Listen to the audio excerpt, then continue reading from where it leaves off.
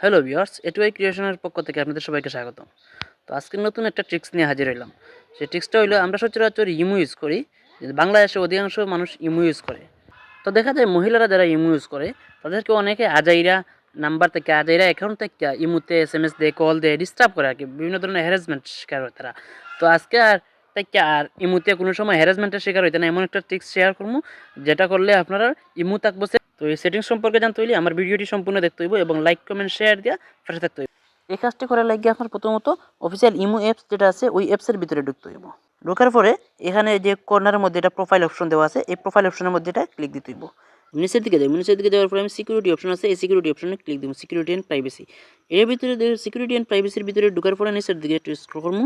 Scroll করার পরে দেখা যাবে এখানে লেখা আছে কল। এই যে কল অপশনটা আমার এখানে দেওয়া আছে এভরিওয়ান, মানে প্রত্যেকে আমারে কল দিতে পারবো। তো আমি এই অপশনটার ভিতরে ঢুকবো। ঢোকার পরে এখানে দেওয়া আছে মাই কন্ট্যাক্ট, মানে শুধুমাত্র আমার মোবাইলের মধ্যে যে নাম্বারগুলো সেভ আছে সেই নাম্বারগুলো শুধুমাত্র কল দিতে পারবো, অন্য কেউ আমার কল দিতে পারতো না। তার মানে এই অপশনটা আমার খুবই দরকারি, প্রয়োজনীয়। আর নিচে আরেকটা অপশন দেওয়া আছে যে দেখেন নো বডি, মানে কেউই কল দিতে পারতো না। আমার নাম নিজের মোবাইলের মধ্যে সেভ করা যতগুলো নাম্বার আছে সেই নাম্বার বা অন্যান্য যে নাম্বার আছে ওই নাম্বারেও আমার কল দিতে পারতো না। তো আমি কী করবো, ওই যে মাই কন্ট্যাক্ট যেগুলো আছে এই কন্ট্যাক্টটা সেভ করে দেবো। সেভ করে দিলে আমার সব কাজ কমপ্লিট, ঠিক আছে।